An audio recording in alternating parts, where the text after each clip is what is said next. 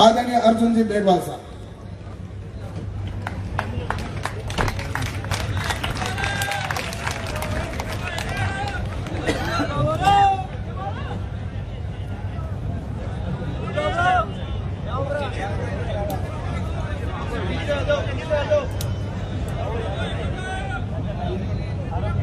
पीछे तक आवाज आ रही है ना? क्योंकि सभा बहुत सुव्यवस्थित है, लेकिन पीछे भी बहुत लोग खड़े हैं। पीछे तक आवाज आ रही है ना? हाथ खड़ा करना, आवाज आ रही है ना? तो बोलिए भारत माता की जय हो। ये भगवान केतेश्वर महाराज जो असोत्रा बड़ा धाम है यहाँ पास में, उसकी धरती है। जसोल माता रानी भटियाणी जी की धरती है। नाकोड़ा पार्श्वनाथ की धरती है। खेड़ है, रणसोद राय भगवान की भी धरती है, पवित्र नगरी, औद्योगिक नगरी की भी कहलाती है। बाबा रामदेव जी का भी मंदिर है यहाँ बहुत बड़ा। और मलिनाथ जी महाराज, रानी रूपा देव, मेघ घारू, इन सबकी भूमि है। लेकिन लक्ष्मीदास जी महाराज की भी यहाँ जय बोलनी पड़ेगी। बोलिए लक्ष्मीदास जी महाराज की, बोलिए खेतेश्वर महाराज की, बोलिए बाबा, बोलिए राजेश्वर महाराज की, बोलिए रामशाह पीर की। देखिए मंच पर तो बहुत लोग बैठे हैं। आप चाहो तो मैं थोड़ा थोड़ा किसी किसी का नाम ले लेता हूं, लेकिन प्रकाश माली जी को कहता हूं कि आपकी नगरी में आया हूं, तो आप थोड़ी जुगलबंदी करोगे मेरे साथ। एक माइक बाद में दे देना, मैं गाऊंगा कुछ। हाँ, वो बाद में पहले नहीं, पहले कुछ होगा। मंच पर बैठे हुए हमारे कृषि मंत्री भारत सरकार के माननीय कैलाश जी चौधरी साहब, हमारे संभाग के प्रभारी और प्रदेश के महामंत्री श्री जगमेल जी झाबा साहब, प्रदेश के मंत्री डॉक्टर महेंद्र जी कुमावत, हमारे प्रदेश मंत्री सावलाराम जी देवासी और अनंतराम जी विष्णु प्रदेश के मंत्री, जिला संगठन मंत्री राजेंद्र जी बोराना, हमारे जिलाध्यक्ष बाबू सिंह जी राजगुरु, अमित सिंह जी घायल विधायक सिवाना, अमराराम जी चौधरी पूर्व मंत्री, कान सिंह जी कोटड़ी पूर्व विधायक, देवदत्त जी बांटिया प्रदेश प्रतिनिधि, श्री सुमित्रा जी जैन सभापति यहाँ के, महेश जी चौहान पूर्व जिलाध्यक्ष, रमेश जी गुप्ता, ताली जोरू बाजी की कई बात, चलो ठीक है, थोड़ा बहुत हुई समझ को ठीक है। रमेश जी गुप्ता जिला यात्रा संयोजक, भवानी सिंह जी कापरा जय संयोजक, ओमाराम जी पटेल विधानसभा संयोजक, श्रीमती प्रभाजी सिंघवी, गोविंद सिंह जी कालूड़ी, अमराराम जी सुंदेसा हमारे जिला महामंत्री, मालाराम जी बाबरी जिला महामंत्री, सभी हमारे मंडल अध्यक्ष, हमारे पुराने जानकार यहाँ मंच में है। मैं देख रहा था कान सिंह जी राजपुरोहित विश्व, मैं जब यहाँ कभी था, बैठे हैं क्या? हाँ बैठे हैं। और हमारे प्रकाश जी माले, प्रकाश जी का संबंध हमारा बहुत पुराना है और यहाँ के पूर्व मंत्री अमराराम जी से भी बहुत पुराना नाता है। और जो महेश जी हैं, महेश जी चौहान, ये कभी यहाँ चेयरमैन भी हुआ करते थे ना, तो इनसे भी गहरा रिश्ता है। और महाराज बैठे परशुराम जी, इनका भी प्रणाम करता हुआ, संस्कृति के चरणों में प्रणाम करता हुआ मैं मेरी बात शुरू करता हूँ। कैलाश जी ने बहुत सी बातें कही अभी। देखिए एक चीज आपके समझ में आ भी रही है और शायद कांग्रेस के भी समझ में आ रही है, लेकिन वो समझ करके असमझ हो रही है। 2014 का भारत और 2014 से पहले का भारत और 2014 और 2023 का भारत, इसमें जब हम तुलना करते हैं तो बहुत सा अंतर हमें समझ में आता है। एक जमाना था जब कोई भारत बात करता था तो संसार में लोग सुनते नहीं थे भारत की बात। आज संसार के सभी देश भारत की ओर देख रहे हैं कि भारत कह क्या रहा है। ये फर्क आ गया। बोलिए भारत माता की। चंद्रमा पे बहुत भजन है, चंद्रमा पे बहुत गीत भी है। चंद्रमा पे जाने की बहुत लोगों ने, बहुत देशों ने इच्छा भी की, लेकिन ये जो चंद्रयान साउथ पोल पे गया, दक्षिणी ध्रुव पे, इसमें संसार के हर देश ने प्रयास किया। चंद्रमा पे वैसे 3 देश गए हैं, भारत चौथा देश बना है, अमेरिका, रूस और चाइना। लेकिन साउथ पोल पे ये तीनों देश जो चंद्रमा पे पहले गए, वो प्रयास करे लेकिन प्रयास सफल नहीं हुआ। साउथ पोल पे सॉफ्ट लैंडिंग, सभी वैज्ञानिकों ने कहा यह संभव नहीं है, लेकिन वो भूल गए ये मोदी जी का कालखंड है। मोदी है तो साउथ पोल पे भी चंद्रयान की सॉफ्ट लैंडिंग मुमकिन है, हो गई। ये ऐसे इस देश के प्रधानमंत्री हैं जो बहुत स्पष्ट नेतृत्व दे रहे हैं हर जगह। आप देखिए, मोदी जी के आने से पहले, मोदी जी के आने से पहले 2 देश ऐसे थे संसार में, 200 से ऊपर देश हैं, 2 देश ऐसे थे कि कोई पड़ोसी मुल्क उनके देश में कोई आतंकवादी हमला करता था या दूर का देश का भी करता था, तो अंदर जाकर के मारने की क्षमता 2 देश रखते थे, एक अमेरिका और दूसरा इजराइल। मोदी जी के आने के बाद पाकिस्तान ने थोड़ी बहुत आंखें दिखानी शुरू की, तो मोदी जी ने उसके देश में ही जाकर के मारने की क्षमता हासिल की। उसका नाम सर्जिकल स्ट्राइक और एयर स्ट्राइक रखा। ऐसी तीसरी शक्ति बनने का अगर भारत को अधिकार किसी ने दिलाया तो उसका नाम नरेंद्र मोदी है। मोदी मोदी मोदी मोदी। देखिए, इसलिए मुझे एक अटल जी की कविता मैंने गाई तो वहां थी मायतू में, लेकिन मुझे कान में कह रहे थे, अभी कान में कह रहे थे, गाना है?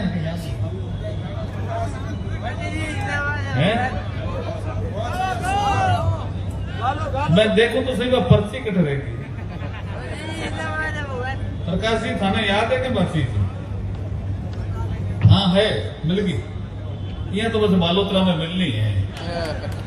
पर मैंने महेश जी चौहान एक पर्ची और दी है, महेश जी चौहान के अठे एक कोई पश्चिमी राजस्थान के टेक्सटाइल क्लस्टर की समस्या, और यहाँ पे कोई पॉल्यूशन की बहुत बड़ी समस्या है पचपदरा विधानसभा में। अगर आप कॉमन ट्रीटमेंट प्लांट से उपचारित जल को कच्छ के रन तक या खाड़ी तक क्लोज कंडक्ट पाइपलाइन द्वारा भेजने की व्यवस्था करें तो इसका स्थायी समाधान हो जाएगा, ऐसा ही कह रहे हैं। तो महेश जी, मैं घोषणा पत्र में जिसको हमने संकल्प पत्र नाम दिया है, उस समिति का भी पार्टी ने मुझे संयोजक बनाया है, तो ऐसे कुछ सुझाव और भी आएंगे तो घोषणा पत्र वाला काम भी पूरा होगा, अच्छा लगेगा। हम निश्चित रूप से उस काम को करने का प्रयास करेंगे, और कैसे ये प्रैक्टिकली है, कैसे फिजिबल है, फाइनेंशियल आउटले कितना आएगा, हम झूठ नहीं बोलेंगे जैसे अशोक गहलोत ने झूठ बोला। राहुल गांधी आए और कहा कि 1 से 10 तक गिनती करोगे कर्जे माफ हो जाएंगे। हो गए क्या भाई साहब आपके? कूड़ बोल गया, झूठ। और कहा कि हम बेरोजगारी भत्ता देंगे 3500, मिला का भाई? ऐसे ये झूठ बोल करके शासन में आगे। लेकिन मैं थोड़ी चंद्रमा की बात करता हूं। ये प्रकाश जी मैंने खुद ने लिखा है, और एक हमारे मालिनी अवस्थी है, मालिनी अवस्थी है, उसको मैंने पूछा तो उसने कहा रशिया में गाई है। तो मैंने कहा क्यों? कि आज कृष्ण जन्माष्टमी है, तो राग तो बहुत है हमारे यहाँ, लेकिन गोपिकाओं ने जिस राग में भगवान कृष्ण को रिझाया, उस राग को लोगों ने रशिया कहा। तो ये एक अटल जी ने जो चंद्रयान शुरू किया, आप देखिए भारतीय जनता पार्टी का कितना बड़ा योगदान है कि अटल जी ने कहा कि भाई हमने, जब वो प्रधानमंत्री थे, कि हमें चंद्रयान भेजना है, तो वैज्ञानिक लेके आगे सोमयान का नाम। अटल जी ने कहा ये क्या लाए भाई? कि साहब संस्कृत में सोमयान ही कहते हैं चंद्रमा को, सोम ही चंद्रमा को कहते हैं, ठीक रहेगा। उन्होंने कहा नहीं, मेरा हृदय यहां से बोलता है कि चंद्रयान ठीक रहेगा। अटल जी ऋषि पुरुष टाइप आदमी थे। आपने कल्पना नहीं की होगी जो अटल जी ने बहुत सी भविष्यवाणी की, लेकिन एक भविष्यवाणी मैं कहता हूं कि जब जनता पार्टी, भारतीय जनता पार्टी का गठन हुआ और उसके बाद पहला जो अधिवेशन हुआ मुंबई में, वहां अटल जी ने जो घोषणा की, लोगों ने कहा इतनी बड़ी घोषणा कर दी, ये सफल होगी क्या? ये 6 अप्रैल 1980 श्री अटल बिहारी वाजपेयी बोल रहे हैं कि मैं भारत के इस पवित्र पश्चिम घाट पर खड़ा होकर के ये संकल्प लेता हूं कि अंधेरा छटेगा, सूरज निकलेगा और कमल खिलेगा। खिल गया भाई साहब। एक बार अटल जी और अडवाणी जी, ये दो ही एमपी ज्यादा हुआ करते थे, लेकिन एक बार दोनों ये सदन में नहीं थे, लोकसभा में, तो ये सेंट्रल हॉल में बैठे थे। एक कॉमरेड अटल जी का दोस्त उधर से जा रहा था, कॉमरेड मीन्स कम्युनिस्ट पार्टी का एक एमपी। बोला, कॉमरेड तुम लोकसभा में जा रहे हो क्या? हाउस में कहा कि हमारे 2 एमपी बैठे हैं, 2 ही जीते थे। ये 1984 में 2 ही जीते थे बीजेपी के। बोला 2 हमारे एमपी बैठे, उनको भेज देना। तो वो कॉमरेड अटल जी को चिढ़ा रहा है सेंट्रल हॉल में कि अटल जी, उस समय क्या था, परिवार नियोजन की बातें बहुत चलती थी, हम 2 और हमारे 2। तो उन्होंने कहा अटल जी, 2 तो आपके लोकसभा में बैठे हैं, 2 आपके सेंट्रल हॉल में बैठे हैं, हम 2 और हमारे 2, क्या कोई राष्ट्रीय नीति की बात करोगे? ये क्यों ऐसा करते हो कि उनको बुलाओ, हम कोई राष्ट्रीय चिंतन करेंगे? काय का चिंतन करोगे? 2 एमपी हो तो आप छोड़ दो इस पार्टी को। तो अटल जी ने खड़े होकर के उस सेंट्रल हॉल से उसको चेताया भी, चेतावनी भी दी और एक भविष्यवाणी की कि कॉमरेड सुन ले, आज हम 2 हैं, कभी 200 पार भी करेंगे। वो अटल जी की भविष्यवाणी भी सही हो गई। ऐसे अटल जी ऋषि पुरुष थे। तो उन्होंने कहा शोभियान मत रखो, चंद्रयान रखो। तो नाम चंद्रयान रखा और उस पर लिखा चंद्रयान 1। तो वैज्ञानिकों ने कहा 1 क्यों लिखा साहब?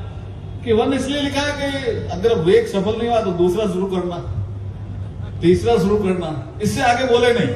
और तीसरे में हम सफल हो गए, क्योंकि वैज्ञानिक कह रहे थे शायद ये सफल नहीं हो गए, लेकिन हम सफल हो गए। और इसलिए मैंने एक गीत लिखा है, ये रसिया की राग में है, ये भी अच्छा गाने लगे, मुझे लगता है कैलाश जी भी अच्छा गाते हैं। अटल ने शुरू किया अभियान, सफलता पाई मोदी ने। ये मैं थोड़ा गाऊंगा कुछ लाइनें, निकला नहीं? हाँ, कैलाश जी कह रहे हैं आपको सबको गाना भी है, क्योंकि इसमें वैज्ञानिकों के भाव है और इसमें राजनीति करने वालों को सीख है। प्रधानमंत्री जी ने कहा है कि असफलता अंतिम पड़ाव नहीं होती है।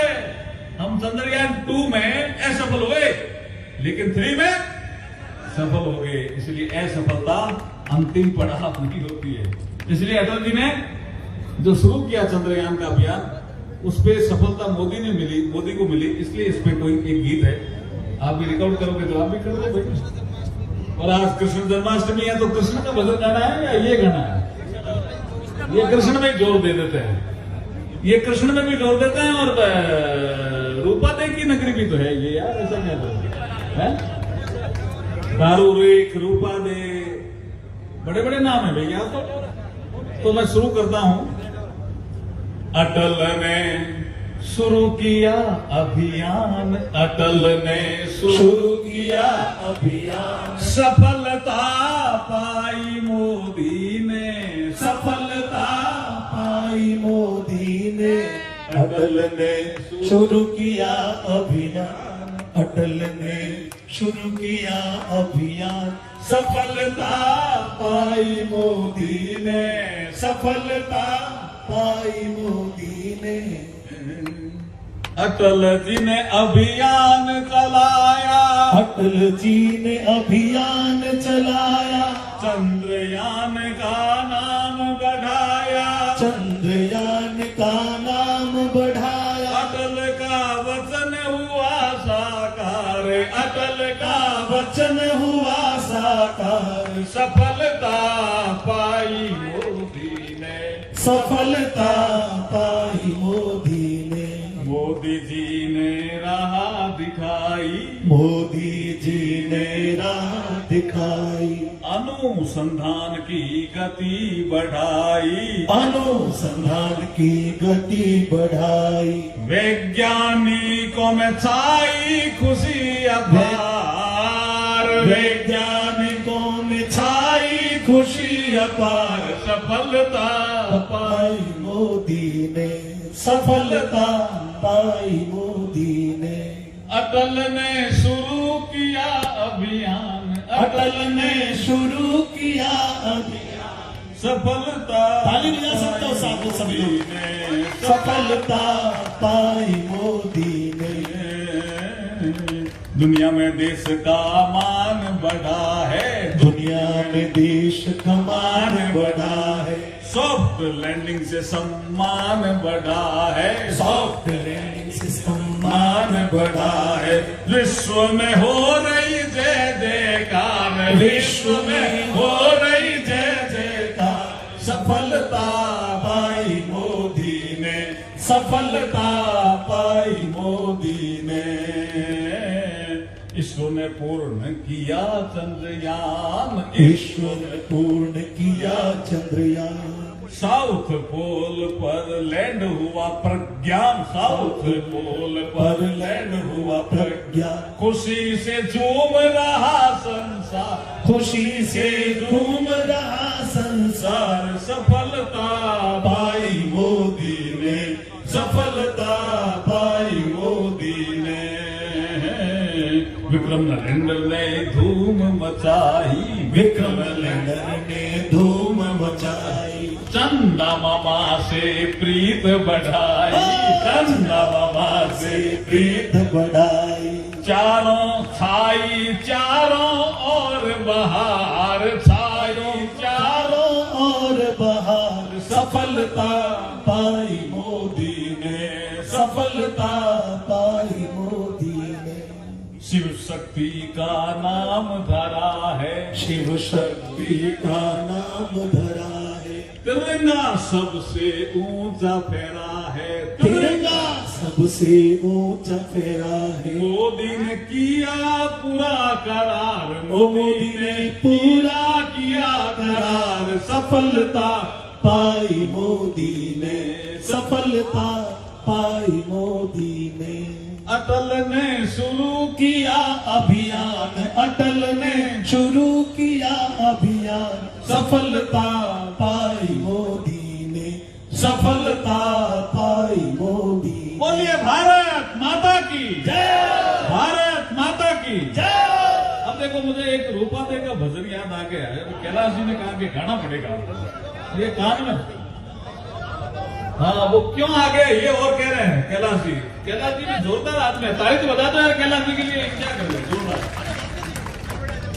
देखिए, इसलिए याद आ गया कि ये कांग्रेस की सरकार कूड़ बोल के शासन में आ गई, किसानों का कर्ज माफ कर देंगे, झूठ बोल गई, और हम लोग कुछ लोग भ्रम में आ गए। वोटों का अंतर तो जोड़ेगा, लेकिन शासन तो उनको मिल गया। फिर क्या हम बेरोजगारों को भत्ता देंगे, ऐसा कूड़ बोल के कोई भत्ता दिया ही नहीं। कानून व्यवस्था सुधारेंगे, बिगड़ गई उल्टी। तो यह रूपा दे जब यह होती थी, तब किसी ने पूछा कि कूड़ बोलने से क्या नुकसान होता है। तो रूपा दे ने एक भजन में कहा है कि कूड़ बोलने से तो बहुत नुकसान होता है और डबल नुकसान होता है। तो मुझे लगता है अशोक गहलोत सरकार का डबल नुकसान का समय आ गया है। क्या है उसमें कूड़ बोलने से? रूपा दे कहती है, काया में कूड़ ज्यों है काठ में की रोती रे, हे जी।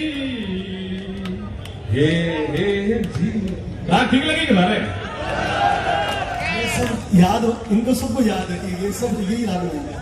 काया में कूड़ ज्यों है काठ में की रोती रे, हे जी।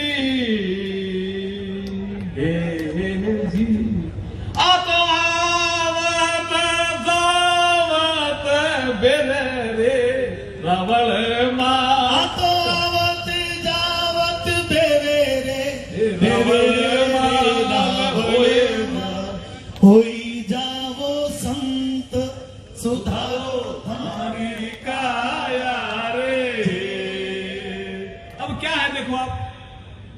रूपा देवी ने उस समय कहा कि कूड़ बोलने से इतना नुकसान होता है। अब अशोक गहलोत जी कूड़ बोल करके शासन में आ गए।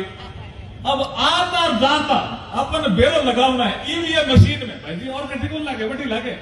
वोट की चोट सबसे बड़ी होती है लोकतंत्र में। क्या होती है? वोट की चोट।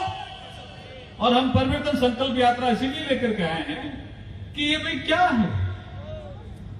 आपने कहा था हम सुशासन देंगे, दलितों पे अत्याचार बढ़ गए। आपने कहा था आप कर्जा माफ करेंगे, हम नहीं कर पाए और मोदी जी को दोष देते हैं। आपने कहा था हम बेरोजगारों को बता देंगे, आप नहीं दे पाए। और आपने कहा था कि हम कुर्सी को पकड़ के नहीं बैठेंगे, कुर्सी से हमारा मोह नहीं है। जब सचिन पायलट और अशोक गहलोत साहब की कुर्सी का झगड़ा चल रहा था ना, तो अशोक गहलोत साहब ने कहा था, अब एक इंटरव्यू में अशोक गहलोत साहब ने ये और कहा कि मैं तो कुर्सी छोड़ना चाहता हूं पर कुर्सी मुझे नहीं छोड़ रही है। तो अब समय आ गया कि कुर्सी तोड़ दो। आप नहीं छोड़ रहे तो तोड़ो और कहीं करो, तोड़ के नहीं करो। टाइम आ गया, क्योंकि ये झगड़ा तो इनका मिटना नहीं है। नहीं मोदी जी है वैसे ना, तो झगड़ा तो इनका मिटना नहीं। ये ऐसी सरकार है 1952 से, अगर मैं इन सरकारों को विवेचन करूं तो ये ऐसी सरकार है जो 2018 में बनी दिसंबर में। वो बनी जब से लेकर के अस्थिर का उसके ऊपर एक स्टेटमेंट लग गया कलम कि ये अनस्टेबल गवर्नमेंट। सारे मीडिया के लोग कह रहे हैं बनी तब से, क्योंकि जब ये रिजल्ट आया उसके बाद झगड़ा चल गया, मुख्यमंत्री कौन बनेगा। सड़कों पे भी संघर्ष था, तो उससे मुख्यमंत्री का ऐलान हुआ, लेट हुआ, कई दिनों बाद हुआ। तो एक प्रेस कॉन्फ्रेंस में अशोक गहलोत साहब भी बैठे हैं, सचिन पायलट साहब भी बैठे हैं। सचिन पायलट साहब पत्रकारों से बात करते हुए कहते हैं कि भारतीय जनता पार्टी वाले पूछ ले मुख्यमंत्री कौन है। आज सोनिया गांधी जी ने दो मुख्यमंत्री दे दिए। कोई देश, किसी प्रदेश में कोई दो मुख्यमंत्री होते हैं क्या? हो नहीं सकते जी। तो जैसे ही दो मुख्यमंत्रियों की बात चली, सचिन पायलट साहब ने अपने आप को मुख्यमंत्री से कम नहीं समझा और अशोक गहलोत जी ने सचिन पायलट को कभी मुख्यमंत्री नहीं समझा। इस झगड़े में ऐसी लड़ाई हुई कि कानून व्यवस्था बिगड़ गई, दलितों पे अत्याचार बढ़ गए, महिलाओं पे अत्याचार बढ़ गए, जिसका जिक्र कर रहे थे। इधर मोदी जी, ऐसा नहीं है कि मोदी जी राजस्थान को पैसा नहीं भेज रहे हैं। मोदी जी कोई भेदभाव नहीं कर रहे हैं, पूरा पैसा भेज रहे हैं, लेकिन ये डाइवर्जन कर रहे हैं। ये डाइवर्ट, जैसे मैं आपको एक योजना को गिनाता हूं। जैसे मोदी जी के कालखंड में और हमारे यहाँ जो बीजेपी का शासन था तब एक अच्छी योजना थी प्रधानमंत्री आवास योजना, और बहुत अच्छी योजना थी शौचालय का। मैं कई योजनाओं की गिनती कर सकता हूं, लेकिन मैं एक प्रधानमंत्री आवास योजना की गिनती इसलिए कराता हूं कि जिनके कच्चे मकान थे उनके पक्के मकान बन रहे थे। और जब भाजपा शासन में थी, उधर मोदी जी थे, तो गांव में मकान ज्यादा बन रहे थे। जैसे मैं बीकानेर से आता हूं, मैं ग्राम पंचायत में देखता था उस समय जब भाजपा शासन में थी, तो किसी ग्राम पंचायत में 100 मकान बन रहे हैं, किसी में 200, किसी में 300, ऐसे मकान बनते थे। जैसे अशोक गहलोत साहब आए, इन्होंने मकान बनाने की रफ्तार कम कर दी। अरे इतनी अच्छी योजना, मैंने पूछा भी इसकी ऐसे क्यों रफ्तार कम कर रहे हो? तो इससे मोदी जी लोकप्रिय हो रहे हैं। मोदी जी तो वैसे ही लोकप्रिय है भाई, आप अच्छी योजनाओं को बंद क्यों करा रहे हो? इसलिए मोदी जी कहते हैं डबल इंजन की सरकार चाहिए, और समय आ गया अब डबल इंजन की सरकार का। तो ताली जोर से बजाओ अगर बजाना है तो। डबल इंजन की सरकार का समय आ गया है। वोट की चोट ही सबसे बड़ी होती है, और इस वोट की चोट के माध्यम से 2023 में, देखिए ये बताओ, 24 में तो मोदी जी आ रहे हैं ना, कोई फर्क नहीं है ना, पक्का है ना मोदी जी? तो भाई साहब डबल इंजन की सरकार बनाओ, 23 में भी बीजेपी की सरकार लाओ, काम ज्यादा उसी, और पक्कों में वादों करो। भाजपा की सरकार लाओगे पक्की? तो एक तो प्रकाश जी फिर बैठे हैं, ये कह रहे हैं काम में भ्रष्टाचार वाली बात, और क्यों? भ्रष्टाचार में भी देखो रूपा दे चोट करती है, और ये तो भ्रष्टाचार में अशोक गहलोत की सरकार तो आंकड़ डूबी हुई है। तुष्टीकरण की नीति के कारण अभी देखिए सनातन धर्म का विषय आया, कैलाश जी ने भी छेड़ा, संत महाराज बैठे हैं। वो देखिए भारतीय संविधान ये कहता है कि भारत में रहने वाले जो भी नागरिक हैं, किसी भी धर्म को माने, किसी भी धर्म को वो मानने के लिए स्वतंत्र है। और सरकार धर्म की रक्षा करने के लिए वचनबद्ध होनी चाहिए, क्योंकि भारत में जो भी धर्म है उसके खिलाफ संवैधानिक पदों पर बैठा हुआ आदमी नहीं बोल सकता। अब यहां पे एक संवैधानिक पद पे बैठा हुआ आदमी बोला डीएमके का, उसके बाद कांग्रेस के संवैधानिक पद में बैठे हुए केसी वेणुगोपाल जो राज्यसभा के सांसद हैं, शपथ ली हुई है कि हम संविधान के विरुद्ध नहीं बोलेंगे, वो बोल गए, इंडोर्स कर दिया उसको कि नहीं वो ठीक बोल रहा था, सनातन धर्म तो मलेरिया और डेंगू है, उसका खात्मा होना ही चाहिए। उसके बाद पी चिदम्बरम, उसका बेटा कार्तिक बोल गया, वो भी एमपी है लोकसभा से, खुद राज्यसभा में है, संविधान की शपथ ली हुई है, फिर भी गलत बोल गए, संविधान के विरुद्ध बोल गए। उसके बाद खड़गे जी, कांग्रेस के राष्ट्रीय अध्यक्ष हैं, वो राज्यसभा में नेता प्रतिपक्ष है, संविधान की शपथ ली हुई है, उनका लड़का भी मंत्री है कर्नाटक में, वो भी सनातन धर्म के खिलाफ बोल गया, उसने भी संविधान की शपथ ली है। ऐसे कांग्रेस के कई लोग सनातन धर्म के खिलाफ बोल गए। सनातन धर्म इतना मानवतावादी धर्म है, मुझे तो ध्यान पड़ रहा है कि अगर प्रकाश जी गलत नहीं हो तो सनातन धर्म तो वो धर्म है मानवता का जो ये कहता है कि कीड़ी ने कण देत राम जी और हाथी बण भर खावे, है ना, जिनरी उधर भरे सांवरो पलक देर नहीं लावे, राम जी रो राख भरोसो भाई, वो भजन है। और कांग्रेस तो राम जी ने माना ही को नहीं कि राम भी काल्पनिक है, बार कैलाश जी कह गया।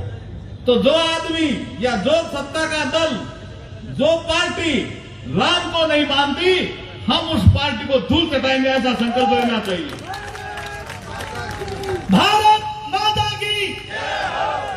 मैं बनारस में गया, मुझे प्रधानमंत्री जी ने कहा कि कबीर पे कार्यक्रम करना, मैं संस्कृति मंत्रालय में भी हूं, तो वहां एक आदमी ऐसा मिल गया कि साहब कबीर का राम से क्या लेना देना।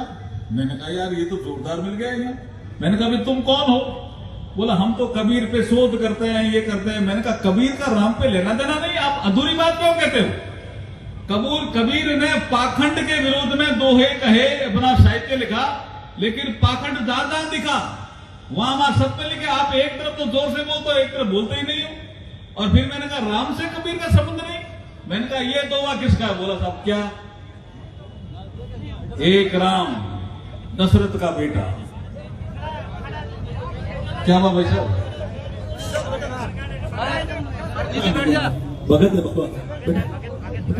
एक राम दशरथ का बेटा, एक राम है जो घटघट में बैठा, एक राम का शकल पसारा, और एक राम है सबसे न्यारा, ये भी कबीर है। तो उसने देखा यार वो मंत्री तो कबीर को भी जानकार निकल गए, वो तो वो चुप हो गया, बैठ गया। तो ऐसे ये भ्रांतियां फैलाते हैं धर्म को लेकर के, और ऐसे ही सनातन धर्म को लेकर के भ्रांतियां फैलाते हैं। देखिए भारत में सनातन धर्म ने जो काम किया, हमारा संस्कार निर्माण में, हमारे चरित्र निर्माण में, ऐसा कोई नहीं कर पाया। और कुछ लोग ऐसा कहते हैं, कांग्रेस उसका साथ देती है कि हम सनातन धर्म को भी नष्ट कर देंगे। मैं आज इस परिवर्तन संकल्प यात्रा में आप सबको ये चेतावनी देना आया हूं कि ऐसी बात करने वालों के खिलाफ अपना वोट पड़ना चाहिए, अपना वोट पड़ना चाहिए, ताकि उनको ध्यान रहे कि वो क्या बोल रहे हैं, वो क्या बोल रहे हैं। संविधान की शपथ लेकर के संवैधानिक पदों पे बैठे हुए संविधान के विरुद्ध बोल रहे हैं, वो वोट के हकदार नहीं है।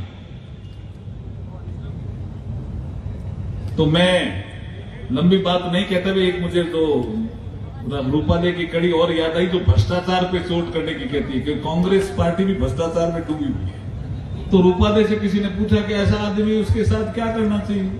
क्या नहीं, वो आदमी खराब होता है और ऐसा होना नहीं चाहिए। तो वो भ्रष्टाचार होता क्या है, उस पे वो एक टिप्पणी करती है। टिप्पणीकार थी रूपादे बहुत बड़ी, वो कहती है कि जैसे हमारा सनातन धर्म है, अब उसको कई लोगों को खारा लग रहा है, ठीक है, अरे भाई हमारे घर का भाई हम इसको मानते हैं, बहुत से लोग मानते हैं, आप क्यों विरोध कर रहे हो?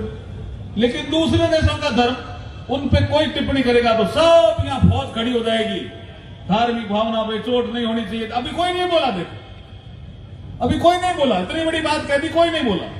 लेकिन हमारे संतों ने ऐसा समझाया कि ऐसा नहीं करना चाहिए, विचार ही ठीक नहीं है। क्या? घर री खांड कड़क, कौन बोलो कड़क नहीं लगे, जोरदार आदमी है यार, उधर ताली बजाओ यार उसके लिए यार। घर री खांड कड़कनी लागे रे, हे जी, हे जी, अब गुड़ तो चोरी रो मीठो रे रावल माँ, गुड़ी तो चोरी रो रे मीठो रे रावण होई जावो संत सुधारो थारी काया जे। तो आप सात्विक प्रवृत्ति के बन करके राजस्थान को ठीक करने के लिए, राजस्थान को सुधारने के लिए भारतीय जनता पार्टी को वोट दो, ये संकल्प यात्रा में हम आपके बीच में कहने आएंगे। और अशोक गहलोत की सरकार को उखाड़ोगे ना तो जोरदार तरीके से कहिए कि अशोक गहलोत की सरकार को हम उखाड़ेंगे और बीजेपी की सरकार को हम लाएंगे। भारतीय जनता पार्टी जिंदाबाद, भाजपा जिंदाबाद। बोलिए भारत माता की, भारत माता की। बहुत बहुत धन्यवाद राधा। बहुत बहुत धन्यवाद। मैं जिला महामंत्री मालाराम जी बावरी से आग्रह करूंगा कि आप सभी का आभार ज्ञापित करें और बाहर से जो भी महानुभाव पधारे हैं उनको विभिन्न स्थानों पर मंडल अध्यक्षों